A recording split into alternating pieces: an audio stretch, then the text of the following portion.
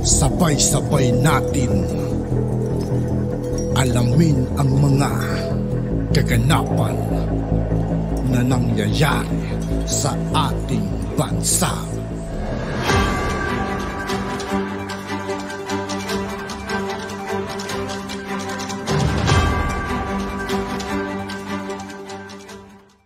Yo, what's up mga kaibigan? This is I2K po again. Ngayon nandito naman ulit tayo sa channel ni Kabayan News PH. Dito naman ulit tayo magbibigay ng komento at reaksyon. Kaya samahan nyo ako guys. Let's go!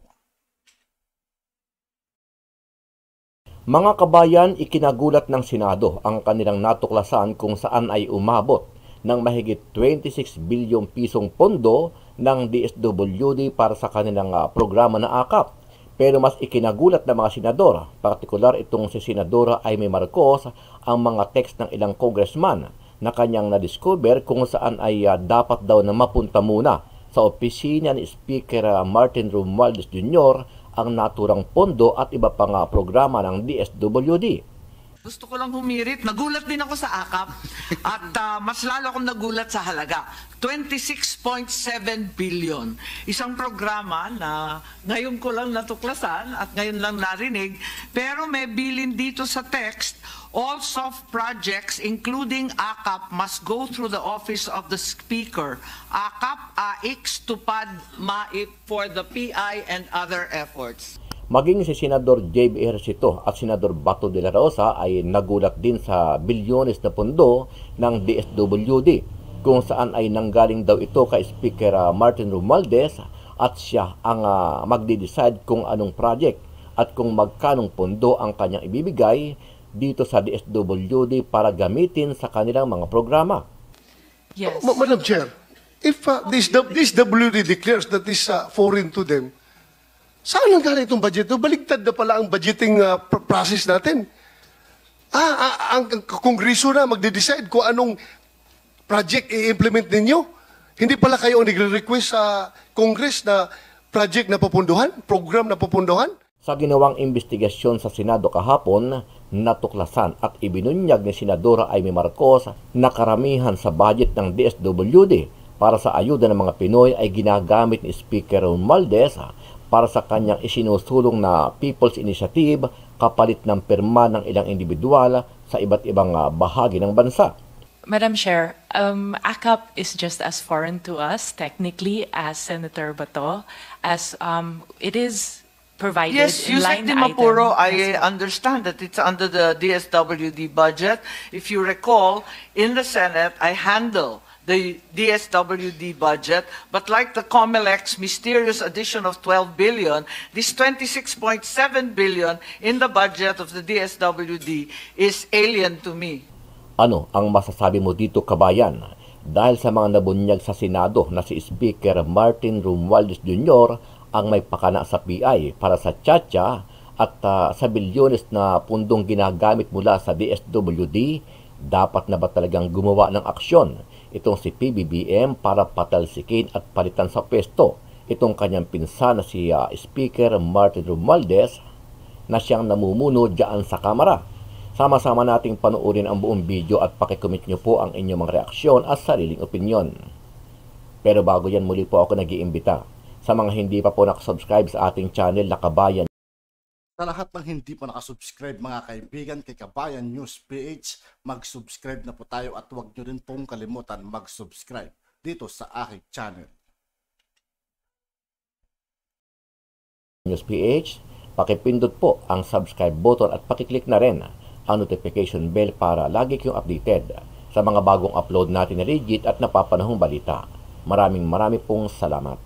Ang umano'y ayuda daw sa kapos ang kita program ng DSWD ginamit at ipinangakong kapalit daw ng lagdang mga tao para yan sa People's Initiative. Ayon po kay Senator Marcos ay kinwestiyon din niya ang naturang programa. Kinwestiyon ni Senadora Amy Marcos ang ayuda sa kapos ang kita program o AKAP na bagong assistance program ng Department of Social Welfare and Development. Lumalabas sa pagdinig ng Senate Committee on Electoral Reforms and People's Participation na isang ayuda sa kapos ang kita program sa mga ginamit at ipinangakong kapalit ng lagda ng mga tao para sa People's Initiative para sa pag-amyenda ng konstitusyon. Ayon kay Marcos, nagulat siya sa halaga ng programa na aabot sa 26.7 billion pesos na ngayon lamang niya natuklasan at narinig. Sinabi pa ng senadora na nakatanggap siya ng text mula sa ilang kongresista na galing sa tanggapan ni House Speaker Ferdinand Martin Romualdez kung saan may bilin na lahat ng soft projects kasamang ayuda sa kapos ng kita program ay kailangan dumaan sa opisina ng Speaker. Gusto ko lang humirit. Nagulat din ako sa AKAP at mas lalo akong nagulat sa halaga. 26.7 billion. Isang programa na ngayon ko lang natuklasan at ngayon lang narinig, pero may bilin dito sa text, all soft projects including AKAP must go through the office of the Speaker. AKAP, AIX, TUPAD, MAIP for the PI and other efforts. Maging sina Senators Javier Hercito at Ronald Bato de la Rosa ay nabigla rin sa programa na nila hindi nila nakita nung nagpasa ng budget para sa 2024. Inamin naman ni Department of Social Welfare and Development Undersecretary for Legislative Affairs Fatima Alia de Mapora na foreign o hindi sila pamilyar sa programa. Hindi niya ito eksklusibong proyekto ng DSWD pero maituturing itong bago dahil wala pa itong guidelines sa ngayon. Kaya hindi pa ito umiiral bilang programa. Madam Chair, it is not an exclusive project or program for Congress. It will be regular program, but it is technically foreign in the sense that it has no guidelines yet. Okay, yes, Mr. Oñate, pero parang nalilito ako dahil biglang nag-atrasan nung hiningi na yung resibo. Ba't naman nagkaganon? Di naman kami interesado sa kanilang kinikita, di naman kami nakikialam sa negosyo nila. Aalamin lang natin kung sino yung mga donor. Bagay na kailangan ipagmalaki, hindi naman ikahihiya. So, you are saying therefore, since they all opted out, kayo na lang ang sumagot. Tama po ba yun? Kasi nakakalito to dahil strictly speaking, you cannot really invoke the right of other people, no? Dapat sila mag-invoke ng security and privacy concerns nila. Pero palibasa, hindi nga sila nagpapakita, wala tayong pangalan, hindi natin makumpleto yung diskusyon. Yes, because I think they know that they will be required to pay the BIR and all that because some of the people, But some of these contributors, they have actually contributed also to other.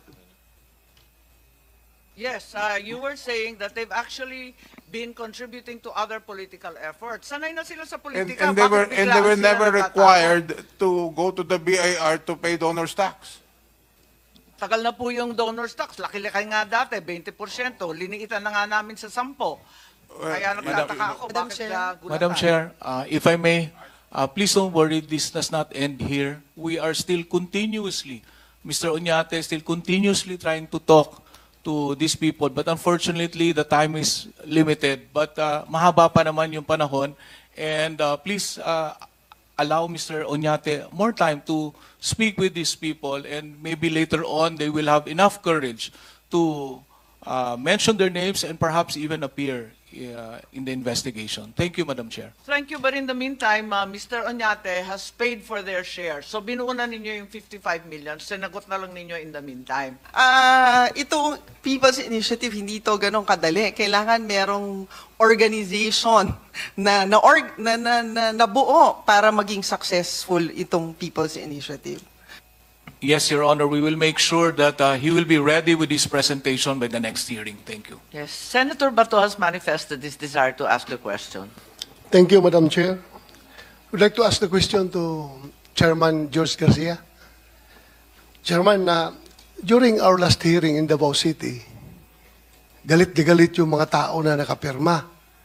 Gustong-gusto lang bawiin yung pirma nila. And I told the regional director that you said during our previous hearing that hindi mo alam kung anong gagawin para pagbawi ng pirma dahil, as you said, there's no rules covering that withdrawal of signatures. Wala kayong COMELEC resolution,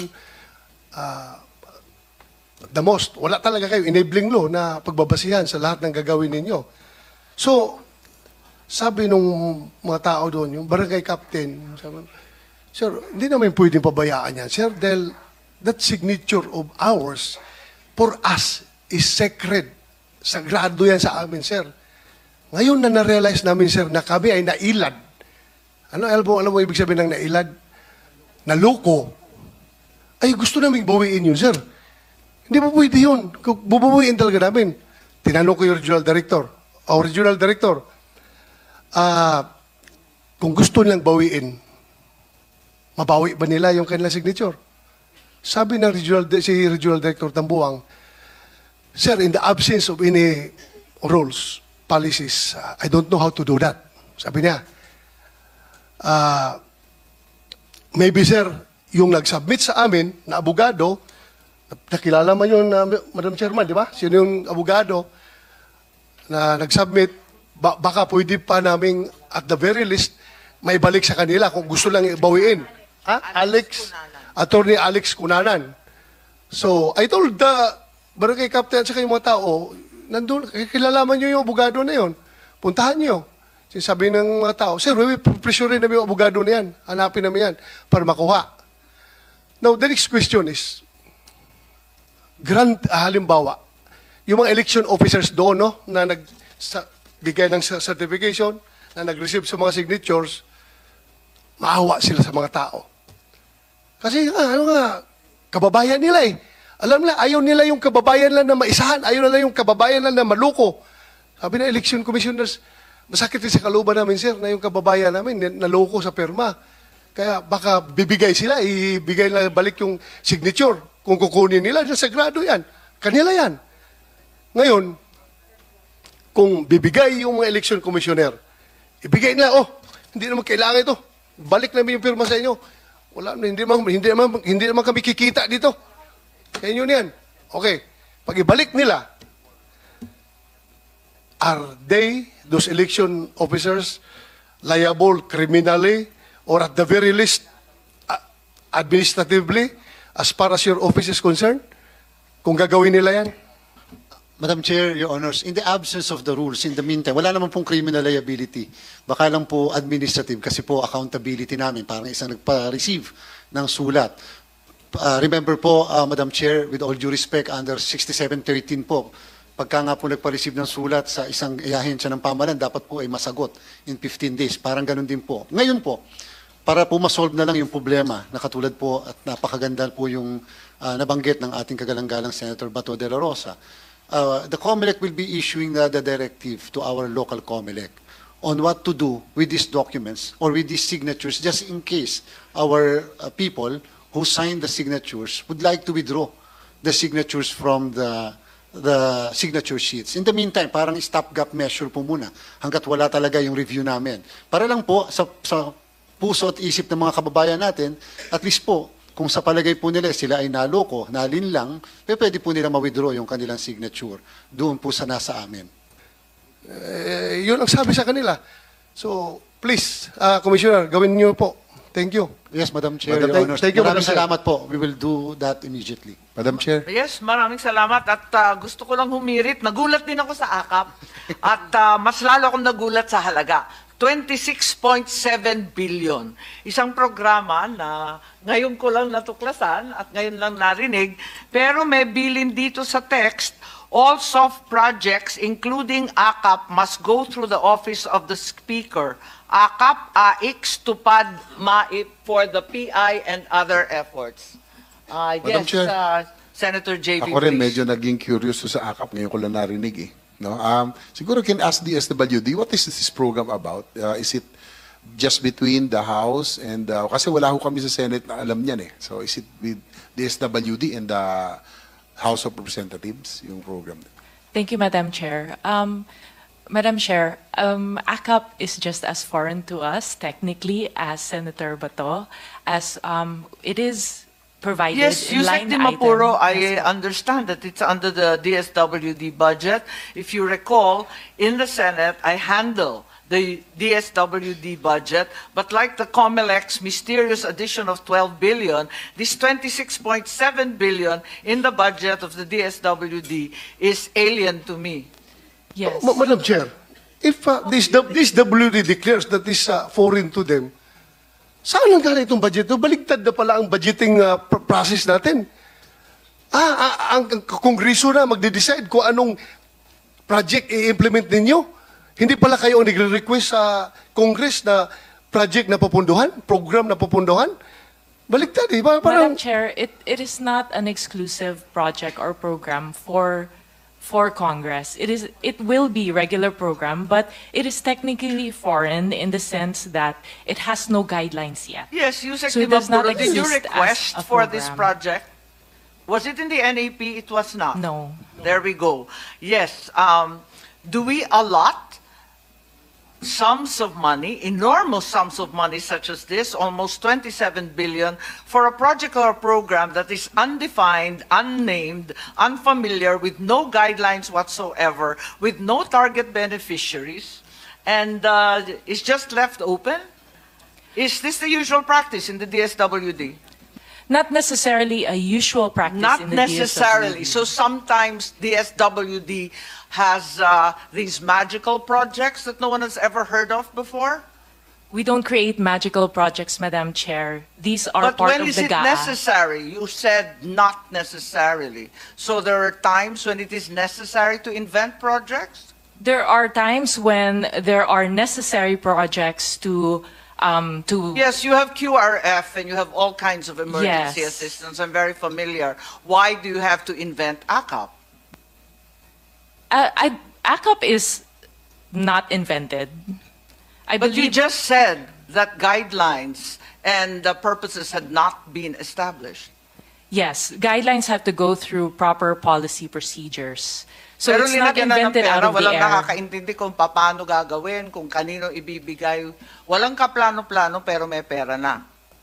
Madam Chair, there are programs that are provided by the GAA for NGAs to implement. But before we Yes, do with all implement, due we have respect, to... Yusek, that is not the usual budget process we're familiar with.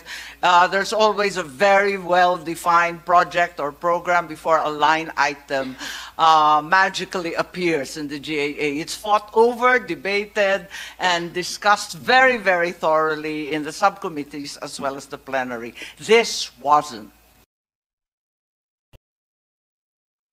At yun nga po mga kaibigan, dito po nagtatapos ang ating reaction video. Muli ako po si I2K ng Sundalo ng Dunggalo. Maraming salamat sa patuloy na pagsuporta. Yeah, peace out.